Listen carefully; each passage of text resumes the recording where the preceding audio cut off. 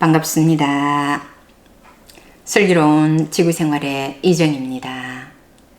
죽음을 알고 준비하고자 하는 당신은 성숙한 분입니다. 앞 시간까지는요, 사후세계에 대해서 알아보았습니다. 지금부터는요, 자살해서는 안 되는 이유에 대해서 알아보도록 하겠습니다. 자살이라는 말 자체를 생각지 않아야 하는데 좀 험악하게 들리실 수도 있을 것 같습니다. 하지만 자살해서는 안 되는 이유를 말씀드리기 위해서는 그 외에도 좀 험한 말이 나올 수밖에 없다는 것을 이해해 주시면 감사하겠습니다. 1900년도 초까지 자살자에 대한 매장은요, 주로 장례식도 없이 이루어졌다고 합니다. 무덤도 교회의 묘지 울타리 바깥에 두었으며 더 멀리 숲속에 묻는 일도 많았다고 합니다. 결국 자살해서는 안 된다는 통념은요, 이미 오래전부터 가지고 있었다는 것이지요. 사실요, 삶의 목적이 무엇인지 죽음이 무엇인지에 대해서 안다면 자살은 생각할 수도 없습니다만, 그래도 너무나 힘들다 보면 또 자살을 생각할 수도 있다고 보기 때문에 자살해서는 안 되는 이유에 대해서 몇 가지 짚어보도록 하겠습니다. 자살자들은 내 생명은 내 것이기에 내가 마음대로 결정해도 된다는 생각에서 고귀한 생명을 스스로 빼앗는 행위를 하고도 그것이 마치 권리인 양 잘못 생각하는 경향이 있습니다. 여러분, 내 생명이 내 것인가요? 나는 누구인가 세 번째 강의에서 나는 내 것이 아니라는 결론을 이미 내렸습니다만, 안 들은 분들을 위해서요, 다시 한번 간단하게 정리를 하면은요, 만약에 내가 내 것이라면 내가 죽고 싶을 때 죽고 싶지 않을 때는 안 죽을 수 있어야 되겠지요? 그런데 안 죽고 싶은데 죽어지잖아요? 그런데도 내 생명은 내 것이라고 말할 수 있을까요? 내 것이 아니라는 말이지요.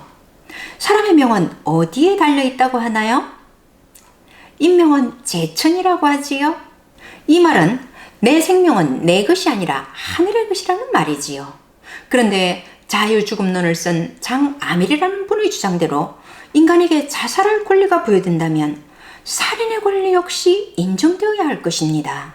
왜냐하면 자살이든 살인이든 다만 그 대상이 다를 뿐 내 것이 아닌 생명을 훼손한다는 의미에서는 똑같은 행위라고 볼 수 있기 때문입니다.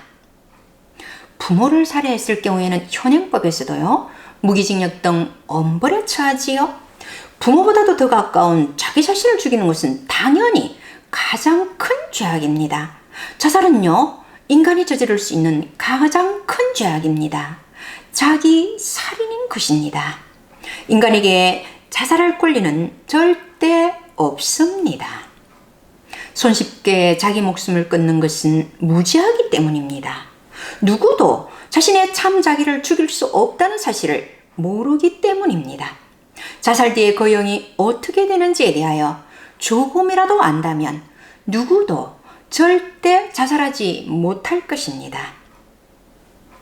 자살하면 그 순간 자신은 이 우주에서 깨끗이 소멸되고 동시에 자신이 짊어지고 있던 문제, 고민, 슬픔까지도 한꺼번에 청산된다고 생각을 합니다. 문제 해결의 최후 수단으로 생각을 하는 것이지요. 허나 알고 보면요, 자살은 영원한 고통의 시작일 뿐입니다.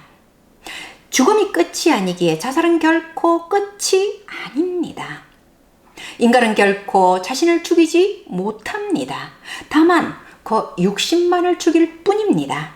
그 뒤에 자신의 영이 짊어져야 할 짐은요, 상상을 초월한다는 사실을 아셔야 합니다. 여러분, 인간이 이 지구상에 태어나는 목적이 무엇이었나요? 예, 영적인 진화라고 했지 않습니까? 그래서 인간은 태어나면서 공부할 양과 역할에 따라서 수명을 부여받고 나오고 정해진 기간 안에 자신이 해야 할 공부나 경험을 쌓아야 합니다. 자살이 죄인 또 하나의 큰 이유는요, 자신이 해야 할 공부나 경험이 남아있을 수 있기 때문입니다. 자신의 힘으로 할 수 있는 일이 끝나면 몸이 아파 누워있으면서 남에게 일을 시키는 일이 남아있고 남에게 일을 시키는 일까지 끝나야 돌아가게 되는데 그 시점이 바로 자연수명이 끝나는 시점입니다. 자연수명이 끝나기 전에 자살로 미리 당겨 죽는 것은요, 아직 일이 남아있을 때 죽는 것입니다.